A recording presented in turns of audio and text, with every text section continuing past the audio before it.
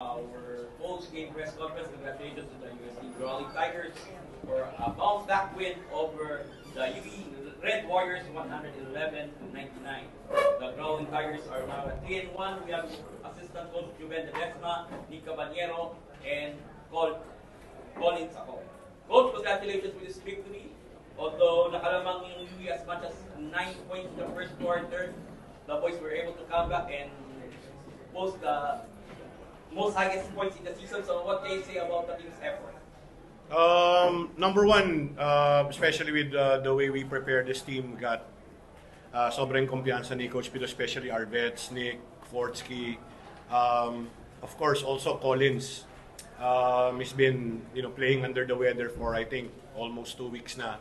So we got to give credit then of course to UE. They really played well. Binabantayan talaga namin yun during their last game pa against Ateneo. We know how they played and they came out very aggressive. But just the same, we're not taking any team here for granted. This is the UAAP. That's the beauty of the UAAP. Anything can happen. So happened that Coach Pidu lang talaga. He empowers not just the players but also the coaches too. From the practice plan to the way we prepare. We put the team in situations like this, down big, up big. So kasama rin talaga sa preparation talaga ni Coach Pidoy. And of course, nakikita naman natin yung suporta ng the whole community. Papasalamat kami dyan. Ramdam na ramdam namin, especially that we're playing in our home court. Thank you. To Collins, you have 18.17 rebounds, 3 blocks, 2 steals, and plus 12. As Coach Juven said, you're under the weather the last time out. That's why you got season lows, but you bounced back big this time. So what can you say that this is a very important break, especially to bring your confidence back? Actually, first of all, give glory to God for giving me the privilege to be here. Also, I want to thank my teammates and my coaches. After the loss, they checked up on me. They were like, "Collins, how you doing? Okay?" I'm like, because after the game, I actually went home. I was feeling so sick, like extremely sick. I was having high temperature. So they checked up on me. Even the next day, I couldn't practice. Even yesterday, I was just in practice, just to do the live work. But I thank God for putting me in this position right now. Thank God we got the win. Thank you. To Nick, you had 22 points, 8 assists, 3 rebounds, 2 steals. So yun nga, mabigat yung talo nyo against and ito, nakabalik kayo na sa winning column. So, ano yung mga natutunan nyo from that? Siyempre, kasi maganda yung umpisa nyo, 2-0, tapos biglang nagkaroon kayo ng rough patch against NU. Motivation lang talaga namin na yung past game na against NU na gustong-gusto namin bumawi. But yung bawi namin is hindi gigil. But to respect, hindi pa rin. Nilatag na lahat ng mga coaches, yung mga game plans namin, and nakakatulong siguro din yung bonding namin sa isa't isa ng teammates and coaches. Malaking bagay yun to help one another na to boost our confidence even galing kami sa talo. Thank you. Okay, the floor is open for question. Kung coach yung yung first half, nakala mga UE from the get-go, bilis na simula nila. What happened in the second half? What prompted the change? Well, very consistent naman dun sa game plan namin. So happened lang na I think the coaches reminded the players na it's a case of good defense, just better own that time. They were hitting tough shots, Kawile, John Abate were hitting shots. But just the same, yung leadership talaga ng mga vets namin, Fortsky, Nick, talagang sinabi niya lang na just stay there. We have to, follow the game plan and ganun, yun lang sinabi talaga ng mga coaches. And true enough, we're able to get our bearings and nakarun kami and we're able to get stops and limited because they still ended up with both of them, I think 20 plus points parehas. But again, at the end of the day, we did enough to, change the complexion of the game and hopefully, we got the win at the end. Highest scoring output for a team this season so far, and the oil headline with 22 points. What do you think this type of performance from the team says about yung offensive system ng UST this season? Yun nga, it's my 5th year na dito sa UAP. Alam ko na yung pros and cons ng mga ibang teams din, how they play.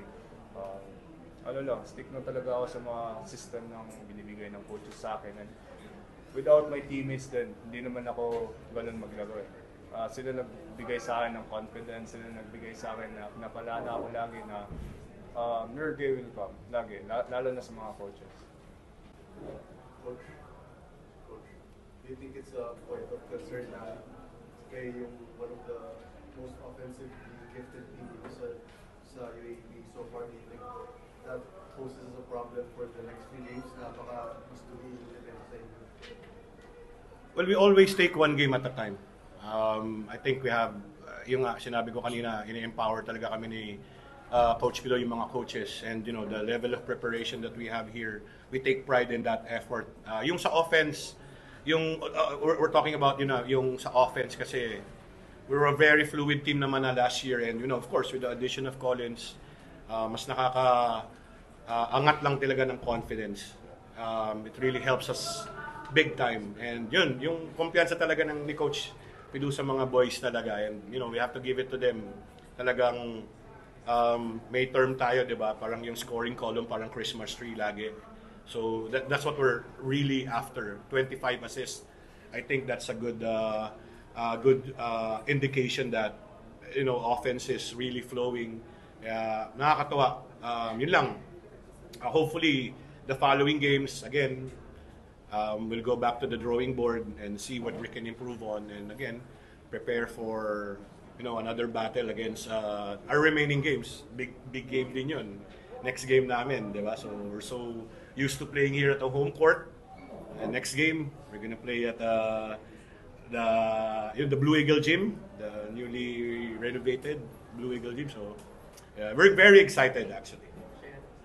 Ayun nga, sabi Nick Collins, sabi na yun nga, lalaro kayo this time. Last year, yung second round nyo, dito nila sa FIFA. And this time around, yun nga sa newly renovated Blue Eagle Gym. Different atmosphere, of course. So, ano yung masasabi mo na yung nga, makakalaban nyo Ateneo na yung this time around, yung home crowd ng Ateneo ang inyong magiging? Nililook forward lang namin to play against them, and we also have respect against them because wala pa silang talo. I think they're the #1 team right now, so maganda kami, we will prepare, rest din kami ng maayos kasi we still have a week to prepare for them.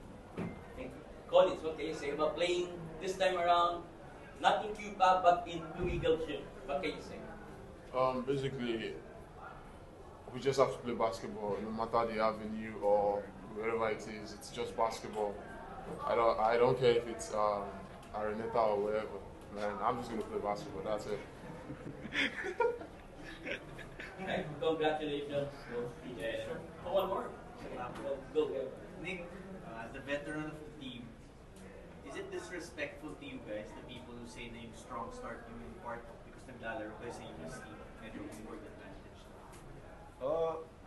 Well, mananalo or matalo man kami, people will say something. So, I think, yun nga, if they will say that we have an advantage, so be it, di ba? We're just playing basketball, 50-50 balls lagi. Bilog yung bola, so whoever wins, panalo. That's it. Nick, pahabol lang.